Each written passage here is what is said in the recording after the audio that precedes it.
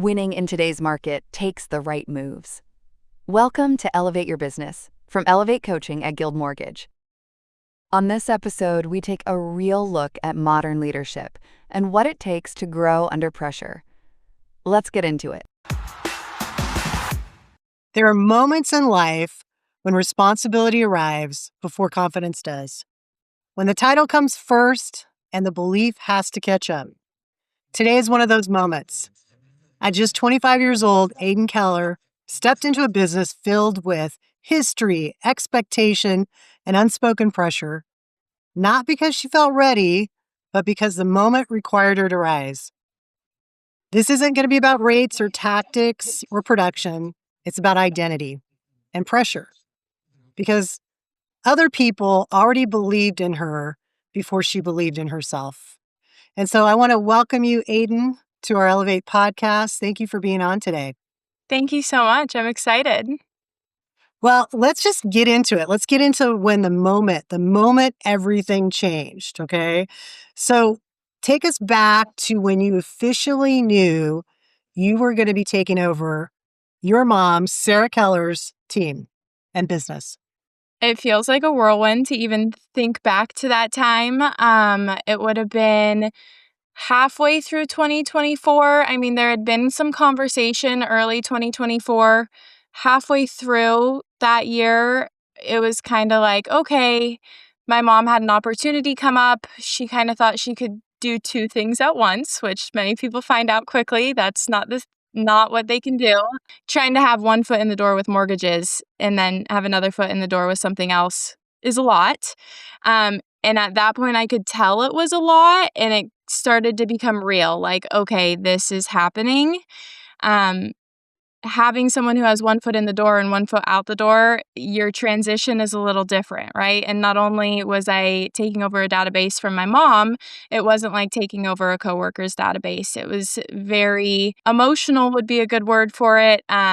It was a process, and it was a lot to take on and a lot to learn in 6 months. Not necessarily how to do loans or anything like that. Like, I knew that portion, but to step into being a leader and to being a leader in such a tight-knit team was an honor. And also it had its ebbs and flows, just to learn how to take what felt like a family and still have that leadership kind of boss level of relationship. Yeah, going from peer to leader, right? Yeah, it's weird. What emotion surprised you the most when you were taking over?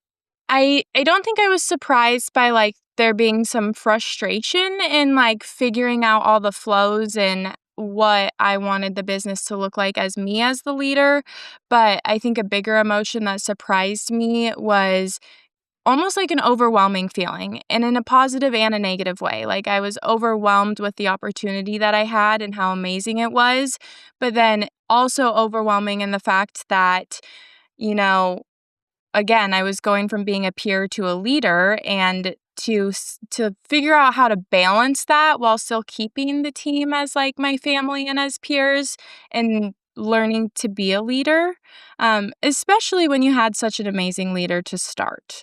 So filling those shoes is not an easy task. Not an easy task. So you were really stepping into a legacy.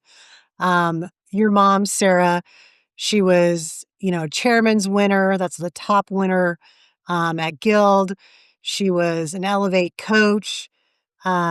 She was such a great she really knew how to build relationships. She was very strong in that area. And she also learned how to do that from anywhere, right? As she was traveling in her van. How long were you with her before this transition started? How long were you on the team? 5 years. So I started when I was 20. In 2020, things had hit the fan as far as COVID and stuff. I had been demoted at a job, and I decided to, one day I woke up in the morning and I sent an email to the whole entire team with my resume and cover letter and was basically like, please hire me. And that is how I got on the team, and then 5 years later ended up taking things over. But within that 5 years, so much happened. It took me multiple times to pass the loan officer's test. I learned a lot. When you took over, were there certain expectations that you felt that came with taking over? I would say I think there were expectations externally and internally. I mean, obviously, taking over such a huge database, I wouldn't say the expectations really came from my mom as much as from other people outside of our team.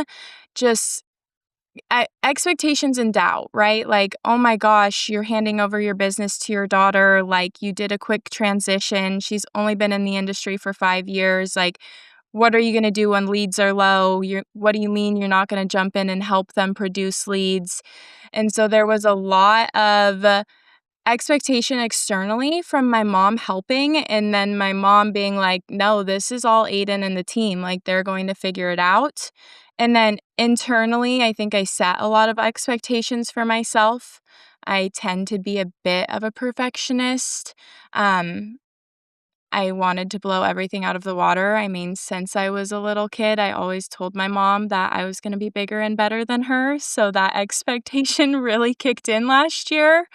Um, yeah, that was probably the big, like, wow, I set this expectation for myself, and now I need to figure out how to achieve that expectation. When you were taking over, what were some things that you decided to keep, that things that you had been already doing, and what were some things that you wanted to make changes on? Because you wanted to blow up and be bigger than your mom, right? Yeah, I think it took a little while and just to accept that, yes, I took over a database, and it's okay for that database to become Aidan's business and not Sarah's business. So in the beginning, it was keeping things pretty much the same, getting comfortable with all the systems that were already in place. I am so lucky in the fact that the database I did take over and the team I did take over had all these systems in place. I mean, we're talking like crazy outreach systems. We live by Salesforce. We do Monday status updates. We do Tuesday tell alls. Like, we kept all of that very straightforward. Um, what was added or removed was I wouldn't even say much was removed other than maybe cutting some expenses. My mom was a total gift giver, and I love gifts too, but year one, figuring out my world and expenses was one thing. But more so adding in my brand. Like, who is the team now? What does that look like? We did a lot of updating pre-approval letters because we do tailored ones, updating our email signatures, including more about who we are outside of the business. So, like, our email signature, our pre-approval letter has all of our dogs in it. It's a little bit more bright and fun. Definitely putting a Gen Z twist on things is what I would say ended up happening. And what types of reactions have you received from clients or realtors from some of those changes? I think people love it. We get a lot of good feedback on it. And the other thing I've realized from putting kind of who I am up front is that it has made clients feel more comfortable reaching out to me. And I think that comes from the way that we've structured our website and our emails, but also the way that I show up on social media. That way, when people are going to vet me on websites and seeing what social media looks like, they have a better idea of who I am and who the team is. And talking about finances is scary. Like, if you're a first-time home buyer and calling someone to tell them about what's in your savings and what your credit looks like that's frightening. And so having a platform where people were able to find other ways to connect with me really ended up helping. I mean, I've had clients call and they're like, "We called you first because you have dogs in your photo." And they were able to relate to us on that. Or, I see you at the gym and I like to go to the gym too, that sort of thing. So it's definitely helped with the relationship side of things. So you've been building your identity, right, through your social media platform, reaching out to the Gen Zers. So as you've been doing that, has that helped you with any self doubt? Do you still have some self doubt? Where are you today? I think that self-doubt is something everyone's always working on, but it does help, and I think one of the things which I learned from actually doing a presentation for Elevate was that The goal is not to be this famous influencer. The goal for me is to be micro famous within my community. And when I had that mindset shift, that helped me have less self doubt because it was like, okay, this is who I am. This is who my community knows me of. And the goal is to be relatable. Like, you want people who can come to you and connect with you and trust you. And so having that shift of like, I'm just trying to be micro famous with my people ended up being what I needed. So that shift, did that start helping build confidence in what you were doing? Yeah. And I mean, am I more confident than I was a year ago? 100%. Is there definitely room to become even more confident? Yes. I think that's something that is like a continuous work. Yeah, because confidence really comes when you feel competent, right? Yep. So as you have been building your own identity, and it's also like when we get feedback from our clients and our real estate agents, that absolutely helps with our confidence. So it sounds like you've been building that over the last 12 months. Yeah, and I mean, talk about taking over a database and being in your mid-20s and in a world where most people are older than you in this industry and trying to find that confidence. I mean, it's a forever changing, growing. The other part I think is interesting is, you know, loan officers can come in the business and then as they continue to grow, they build out their own teams. But you took over a team, right? And you were their peer, which reminds me a lot when I was coaching college basketball. I was in my 20s and my players were, really close to my age, and so you got to make this decision about, I can't to be a leader, I can't always be their peer, their friend, because then I can't make good decisions, right? I learned that a long time ago. How has that transition been going for you? Going from a peer to a leader. That is probably the roughest part of the transition. And I think it's mostly because I'm really hard on myself and I'm really emotional. So part of it, and again, going through Elevate, um, I've learned more how to like control my emotions. I am very reactive to things. But on a whole nother layer of going from peer to leader, my loan partner is my best friend. My loan officer assistant has worked with my mom and been on the team for over 8 years. And then our loan processor is also really close within the team. So for me, I think the hardest part was finding ways to communicate as a leader rather than as a friend.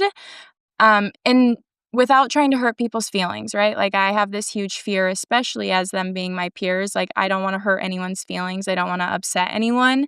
So, what I actually ended up doing was diving into my human design and learning how to communicate with everyone. I made the team send me their information to do their human design so I could learn how I communicate versus them to get a better idea of how we could have those conversations. And then it was a lot of leaning into my support systems. I mean, you and all the Living Lit crew, all of my Elevate crew, really leaning into um, some of those people who have been in leadership a lot longer and just absorbing all the information on how to communicate was the biggest thing for me. And it's still something I'm working on. I think I can communicate better with some of the team than with others, but always a work in progress on that too. Well, what I love about this, Aiden, is just the self-awareness around this. And you're surrounding yourself by strong people to help you because a lot of times people are afraid to ask for help, or they don't know how to get or what to do. So that's a huge advantage for you right think now. I think that was, like, one of my biggest things to, like, let go of your mini ego. Like, it's okay to admit that you don't know what the answer is to something or you need some help, and make sure you have that support system where you can reach out and ask those questions, and then be a sponge and literally absorb all of the information. And be okay with making mistakes because that's the only way we grow, right? By making mistakes. We never, it was even like when I was coaching basketball, I told our players, winning doesn't really teach you anything. It's losing is what teaches you different things, right? Yeah, and I think being able to accept that and when you make a mistake, you typically won't make that mistake again because you learned Right. from it. Exactly. Create a system around it, right? Exactly. We do that a lot. Yeah. So do we. Um, so let's talk about a little failure and resilience. I mean, you talked about earlier, you came in and you said, I want to come on the team. You sent your resume.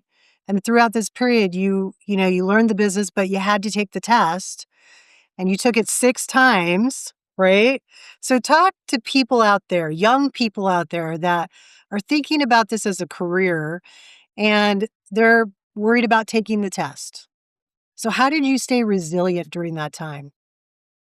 It was tough. When I say it took me 6 times, when you break that down, that is about a year of trying to do it. And really for me, I think it was about a year and a half. In the beginning, I know I'm not a great test taker, and so the way I had first gone into it was take the test, get over it, just do it. That clearly did not work for me. That was not the flow. After failing 3 times, I felt defeated, but for me personally, I had to prove people wrong. There was no way that I was gonna get into this industry, I was gonna fail the test 3 times and then just give up. Like, at that point, it was, like, an internal fight to literally prove people wrong, prove myself right that I could do this. And again, it's was leaning on my support systems. It was working with the knowledge coop. It was working with some of the regional managers to help me. It was listening to YouTube podcasts at night while I fell asleep. And what I came to realize, and I think what's super important, is at first I was telling people when I was taking the test, and that put like a level of pressure on it because all of these people expected to hear back the next day that I had passed this test. And I think my best piece of advice to anyone that's going into taking that test is don't tell people. Put on your calendar that you are going to the beach or taking a day off and go do the test. There is a level of just less pressure when it's Mhm. you against you. And that is truly like when didn't tell anyone and I went in and I did it, that's when I passed. I think that allowed for there to be less jumble in my brain and less pressure to focus on what the goal was.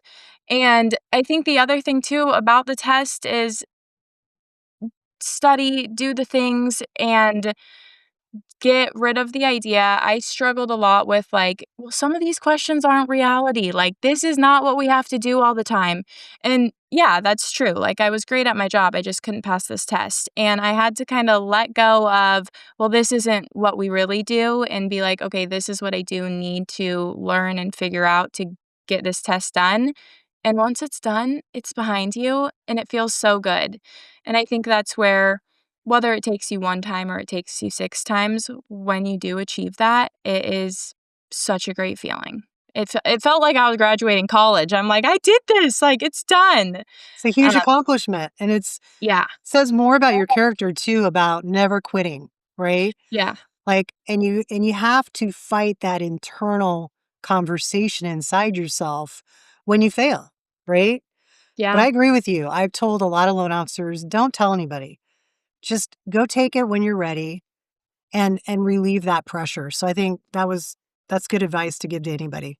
And truthfully, once you pass, I would say share it with people. Don't be afraid to admit that it took you 6 times to pass a test. Like, honestly, that for me is a great talking point, even talking to clients that I have game plans on and realtors who are struggling and trying to build business is like, you can do it. It may take try over try over try, but if you don't give up, you are going to achieve that goal.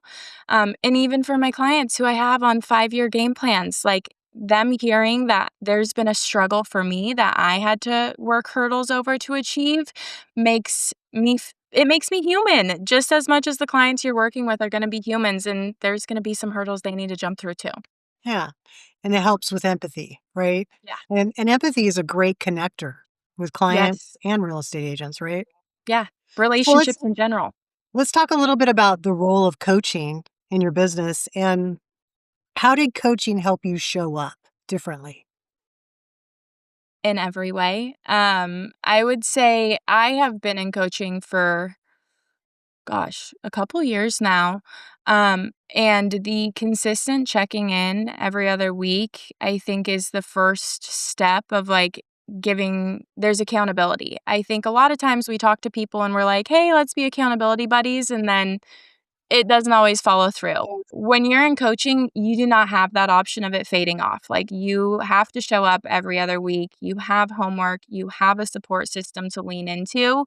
And so having that accountability and that support is immense in staying on task for things.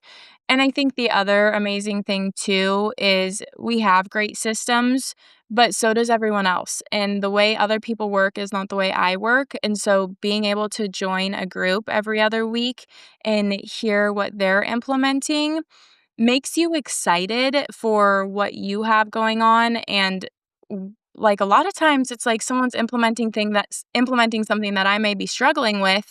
And so to hear what they're doing and address it in my own business ends up working out. And it may not be exactly what they've done, but it's tweaked differently to fit for me. And it ends up working out. So I think, again, like with Elevate and with coaching, the biggest thing is the accountability. And the second most important thing, which I think everyone needs in this industry, is a support system and Mhm. someone to collaborate and bounce ideas off, which is what keeps me consistently showing up and also makes me excited because learning is exciting and growing is exciting. And when you think about growing your business and learning other tools and supports that can help, that's all an exciting mindset to have. And I think it helps, it creates shortcuts. You know what I mean? Yes. Because you learn from other people. And so you don't have to reinvent the wheel, right? No. You don't have to implement everything, but there might be things that you just aren't thinking about that get presented through a coaching call that can Yeah. really help you move forward. And you get a different perspective on some things. I think sometimes people say things one way and you hear it from someone else another way, and you're like, oh, okay, yeah, I could see where that would be of a benefit or where I should be applying that. Yeah. So last September, you qualified for President's Club. I did. So tell me, what did that do for you internally? That was a huge confidence boost. In 2024, my mom qualified for President's Club in September. So hitting that same benchmark in September of 2025 was a really big confidence boost for me, but also kind of that moment where I was like able to take a breath and be like, wow, like I did do this. And those external doubts that were out there in the beginning of the transition, it was kind of like oh, I proved you wrong moment. Like, I am able to do this. And I think those external doubts truly is what fueled the fire to be able to accomplish that.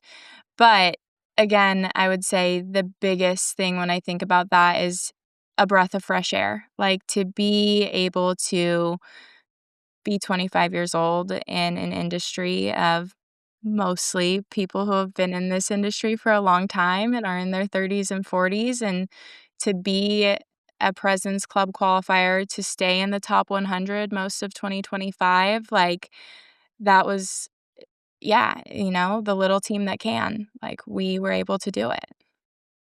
Yeah, I mean, you took the systems, and I mean, it takes discipline. I mean, I think it's really easy in our industry because as a loan officer, you don't clock in and clock out.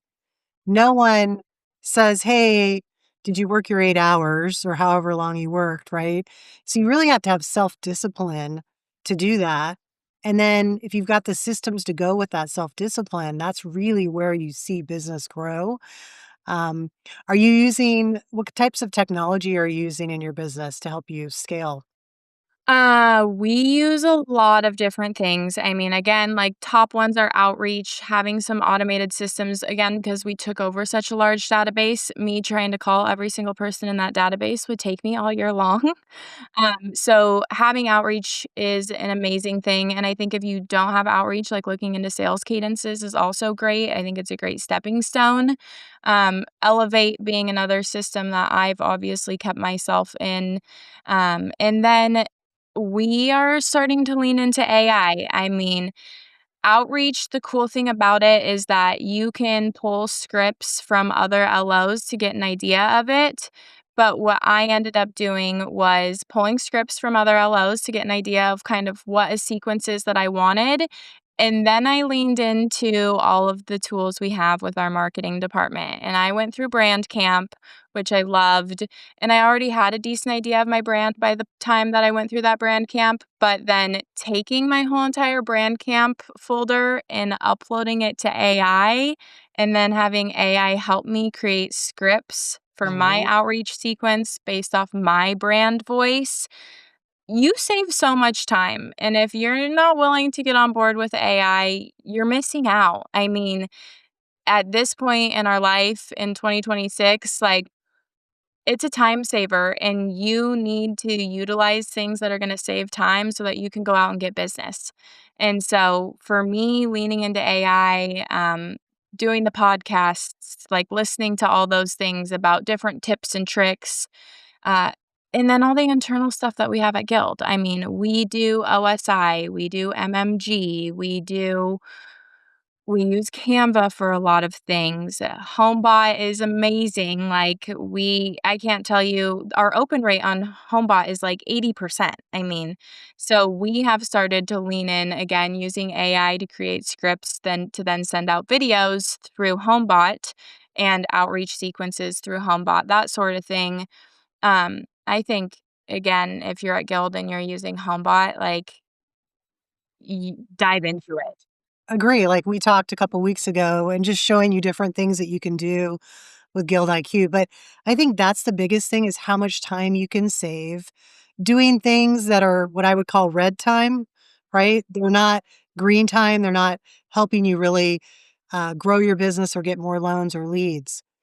So leaning into that is huge. And Guild IQ, I mean, another great tool. I think I started to use it, and I would say as a leader, when you start to use something, your team kind of follows. Mhm. And now the team uses Guild IQ, and my team's interruptions is way lower because they're finding the answers on their own. Good job, girl. Thank you. Um, yeah. And I think as a leader, what we need to understand is people don't do what we tell them to do, they do what we model. So Yeah, if you're leading with that and you're modeling with that, they'll follow, right? exactly. So, um, last question. If you were sitting across from someone who was, you know, they didn't know if they were ready to get into this business, what would you say to them? Rip the Band-Aid off. Rip the Uh, Band-Aid off. Everything you want is on the other side of fear. And so if what's holding you back is the fear of taking the test, of growing the business, of just diving into the industry, it really is ripping the Band-Aid off and believing in yourself and, reminding yourself whether it's you pass the test on the first time or the fifth time, you will achieve it, and that shapes who you're going to be in this industry. I mean, for me, taking 6 times to pass the test also shaped who I am as a loan officer. There's always a way to find an answer. There's always a way to get someone pre-approved, whether it's on day 1 or 5 years down the road. So, do it and rip the Band-Aid off and dive in, like, jump all in, 2 feet in is the biggest thing. Yeah. Well, I want to thank you so much for being on here. It has been so fun watching you grow. Thank I you. love your mom, but I love what you're doing. And I love how you've put yourself into coaching. You've surrounded yourself with really good people. You have gotten engaged with the tools. And I mean, all you're going to do is as you continue to grow that confidence, you're just going to continue to get better and better and better. And that's really exciting to see someone young in our industry. So thank Thank you, you. thank you, thank you. We need more young people, so come We on, Gen do. Zers. We do. We do. We need to attract more young people. Yes. Thank you tons. I'm so excited to keep kicking butt. All right. Well, let's keep doing it, girl. 'Kay. Sounds like a plan. Thanks for listening to Elevate Your Business, a podcast from Elevate, the internal coaching program at Go Mortgage. Glad you could be here for today's playbook. If you want to check us out, head over to gilmortgage.com and click About Us to find Elevate Coaching. Have a question or want to keep the play going? Visit us and send a DM on Instagram at Elevate Mortgage Coaching, or leave a comment for us on YouTube. We're posting extra content, behind-the-scenes action, and everything you need to stay in the mortgage game. On Elevate Your Business, we share real stories and strategies from top producers to help you move forward. So ask yourself, what are you waiting for? It's time to elevate. Guild Mortgage Company, NMLS identification number 3274, NMLSconsumeraccess.org, Equal Housing Opportunity, Equal Opportunity Employer, Arizona Banking License number 0018883. Licensed by the Department of Financial Protection and Innovation under the California Residential Mortgage Lending Act. Massachusetts Mortgage Lender and Broker License number MC3274. Licensed by the Mississippi Department of Banking and Consumer Finance. Licensed by the New Jersey Department of Banking and Insurance. Nevada Mortgage Company number 1141. Oregon Mortgage Lending number ML176. Rhode Island licensed lender and third-party loan servicer. Guild Mortgage Company, 5887 Copley Drive, San Diego, California, 92111. For licensing, visit guildmortgage.com/licensing. All loans subject to underwriter approval. Terms and conditions apply. Subject to change without notice. Elevate is an internal Guild Mortgage Company coaching program and not a separate entity. Podcast content is provided for informational purposes and based on publicly available materials or tactics used in the industry. The views, strategies, or opinions discussed do not necessarily represent those of Guild Mortgage Company or its affiliates. Intended for mortgage industry professionals only. Paula Nirschl, NMLS number 383396. Aidan Keller, NMLS number 2028540. Thank you for joining us on Elevate Your Business, a podcast for mortgage professionals brought to you by Elevate, the internal coaching program at Guild Mortgage.